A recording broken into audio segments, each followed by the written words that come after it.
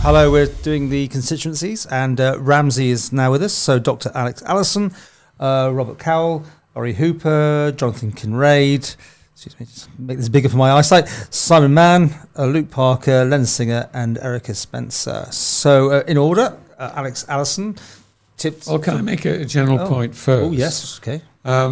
I listened to one of the presentations Andy Wint was doing, a session with an audience and all the candidates. And it seems to me that, right or wrong, and it's my perception, that sometimes Ramsey gets knotted up with single issue elections. It's happened before. We've effectively got one or two candidates standing on a single issue. But extraordinarily, and much of the night was focused on should there or should there not be a marina.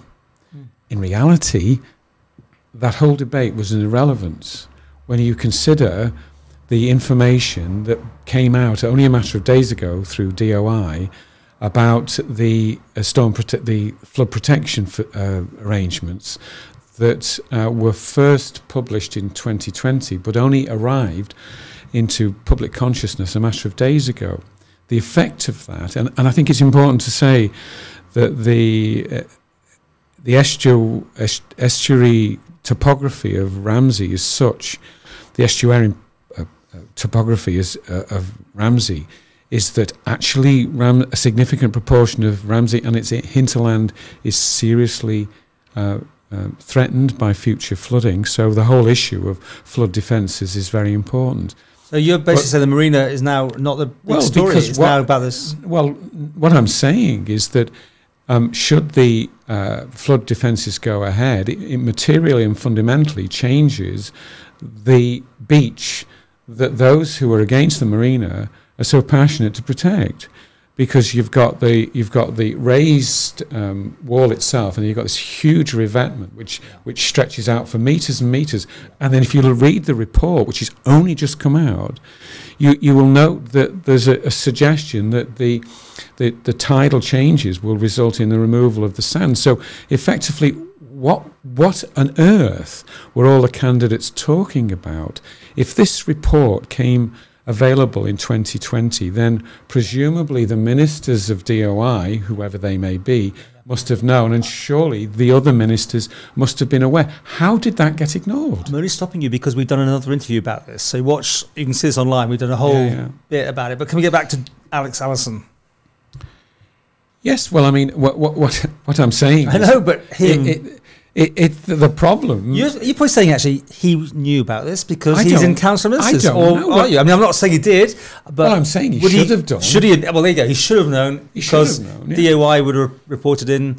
Yeah. And this scheme somewhere should have. The two standing members did not know anything about it and engaged in this redundant discussion as to what the marina should. That's where it gets scary. If he didn't know, and as I said, no one knows. But if he didn't know, what the heck was happening? Ramsey has focused its election on an irrelevance, and I think that is now that is damning of DOI. Surely, at least it needs investigating after the election is over. Sure. So, Alex Allison, let's talk. One more go. No, well, as far as Alex is concerned, I mean, he's a competent guy, but you've got to be aware of my background and where I stand on various issues historically. It doesn't matter now, but I think the abortion legislation, which I supported broadly, went too far. I'm not comfortable with assisted dying in the way it's been introduced pre-election. I think if we're going to go down there, we've got to go with great care and sensitivity. And so I respect him as an individual. I'm just uncomfortable with elements of his agenda. Okay. It's not really... I agree with what you said about Ramsey getting invested in one area, which, I mean, to be fair, it's even washed over into Aaron Michael. They were discussing it in Derby that night as well. Yeah, well, the hinterland creates flooding right the way back. Which, interestingly, when they were talking about that, Alf kind of said it was something which was without substance anyway. which may now need looking at again about why that became. It's not without substance at all. I think the thing about the marina, but why that didn't matter anyway. I think that's something that may need to, just in terms of if ministers did know about this, there may be a suggestion that they did, because if he's saying the marina's not really the issue anyway, and it said it's a redundant issue, then there's an issue about perhaps maybe the big thing with this report is why has it come out now, and how long have people known about it? The DOI report. Yes. Well, who knew about it and when it came out? And exactly, and that needs examination afterwards. But then moving on to Alonso, I think he'll probably get re-elected. I think. Oh gosh, yes. Yeah. Chief Minister possibility, but I know you're not voting for him as such. Well, you're not in, but you know, would I? But do you think he's got to go at it, hasn't he? I would vote for Alf. Okay. If I was there. Robert Cowell owns a fish and chip shop, and amongst other things, businessman in Ramsey. I mean, it sounds like a logical base to get a lot of sports, doesn't it? It's, yeah. It's a bit weird. I don't know a lot about Ramsey, to be honest. I didn't cover their meeting. I haven't really engaged on a massive amount of any of their candidates.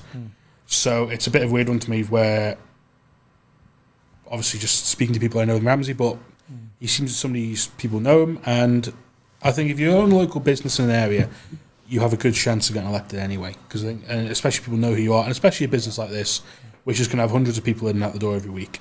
I don't know him, but I followed the debate, and I thought he came over as, from my perspective, as sound. He did on my interview. I thought he came across really well. Yeah, some people you do my 10-minute interviews and you think okay. Others you actually go wow. He actually talked to me. Really got that through. So that was one thing. Laurie Hooper. Laurie, I've never seen anybody as assiduous in pursuing detailed legislation as Laurie. Extraordinary quality in him. I mean, there was talk at the beginning. Goodness me, he should be in Legico, but he works incredibly hard, and he's a real details man, and makes a significant contribution to Tynwald and Keys. He's someone you can't really see Tynwald being without in the next 5 years, can you? I don't know how popular it is on a local level. And this is probably the problem of Manx media, is that we're all a bit central focused. But as somebody who, especially in the past 18 months, he's somebody who's challenged the government on the right issues during COVID, where they did get things wrong. He was somebody who's very strong on that. And I think he's somebody I can't really see not being in Tynwald. Very detailed. But I don't know how that translates into Ramsey. And he didn't know about the northern flooding thing either, because he tweeted about that after seeing what I'd done about it.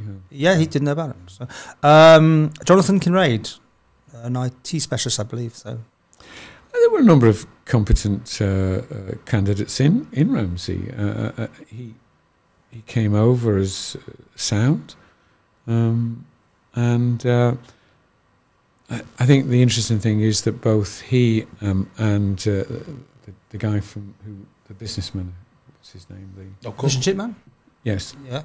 What's his name? Yeah, okay, hang on. I don't get it wrong. Jonathan Kinraid? You have to forgive us because we're looking at 65. Oh, no, sorry, the other one. Sorry, Robert Cowell. Sorry. Well, both of them came over, as, to my mind, as balanced and sound, but don't know enough about them. I just think that they're sound candidates. Okay.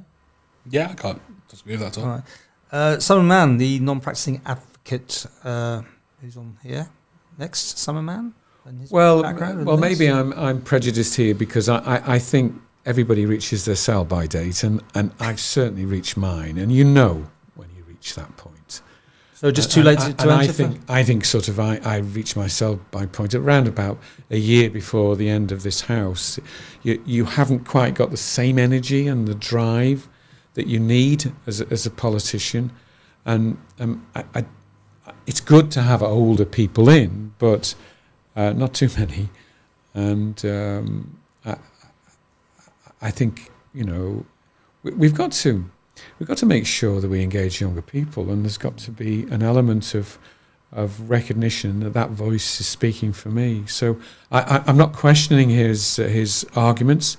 I think he made some really valid points, but we can get, as you get older, just a bit too grumpy. Polite, I think. The way there's a lot in there, so I just working out exactly what you're trying to say. Interpret as you. Yes, I know, being polite. he petitioned Tim Moulton this year. I spoke to him, and he was quite. He raised a lot of good points about the healthcare provision in the north of the island, and I think that's carried into this election. But I do agree with you. I do worry from his point of view about how he's going to engage with the young demographic, which of course Ramsey is a town which has grown in the last 5 years or so, and in the last 10 years, and with that has brought a young population. And I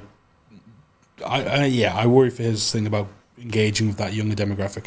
Yeah. But the issues that he's raised around healthcare in the North of the Island are very important and shouldn't be lost if he doesn't get elected. Yeah. Okay. Luke Parker. Saw him up in Ramsey the other day. He hasn't done an interview with me either, so I was trying to track him down. I don't know much about Luke. Well, I can't because I haven't done the interview with him. But is Luke the guy who's the commissioner? He was deputy chair last year, wasn't he? He served on the board of Ramsey Commissioners for 5 years. I think he was deputy chair underneath. A week's quick time politics. You're gone. Andy Carey. He was Andy Carey's vice chair. Thank you for that. And, you're gone. Yeah, well. And, who is that? And so I think, I think there's an element of local authorities stepping up into national politics. If people have liked him, he's engaged well with people, then he could have a chance. I think he's probably will tap into the younger demographics with some of his ideas as well. So has a great tie. By the way, big tie. He's always in pictures. Leonard Singer. Now how long have we got here? How long we got? Give Leonard a hug. I mean, I've known him a long time. I get on well with him, but I would gently say to Leonard, "Come on, you're a bit older than me, aren't you?" You know, I mean, there's a time. There's a time to step back and let younger people get on with it. Well, of course, you have to remember the timing was everything here. There was no one coming forward to stand in Ramsey. Then the marina thing comes back into the public consciousness. Regardless of all of that, whether or not that was a sequence of events, we now know that the marina debate is something of an irrelevance. There's bigger fish to fry. Forgive the pun. Sorry, no indication there as to preferences. and Leonard shouldn't have stepped forward, in my view. Okay, go on, sir. I think he stepped forward at the time when there wasn't anybody else, didn't he? That's right. And then everyone came forward that weekend. It was Ramsey buses, wasn't it? It was like we had nobody, and then we had 7 candidates. And I think your point about natural points where people move on and there's another generation come through, but I think there's an argument for if Tim Wood were looking towards somebody to put in as an MLC maybe on a shorter period after the election, he could still have a role to play in the national debate. I didn't challenge that. I mean, I think if he doesn't get elected in this, I think there's an argument for an experienced voice like him going into Tim Wood for a shorter period, for 15 months or so. If the 2 MLCs do get elected, then I think there could still be... Well, that's a whole new debate about how this whole election relates to the upcoming election, should both Jane and Kate get in, because immediately there's 2 vacancies, and there are candidates, and I agree with you, there are candidates who may not get in, who actually would make good members of Legco. Right. Finally, Erica Spencer. I don't know Erica. I haven't seen... Dr. Spencer, isn't she? Don't know. Go on. I believe she's Doctor. I haven't seen her. I think she is, yeah. Okay, she's not labelled that as on this one, but I think she makes a very good MHK. I think what I've seen of filling out a questionnaire and what the bits I've seen from the clips on the night of the meetings, I thought she's very good. So, versus Sam on that. Yeah. I mean, do you think there's going to be any sort of upset in Ramsey? Or am I pushing too? Maybe we shouldn't go that far, maybe, but don't know. It could be I don't know the constituency well enough to take a view on that. There we go. That's Ramsey's dealt with.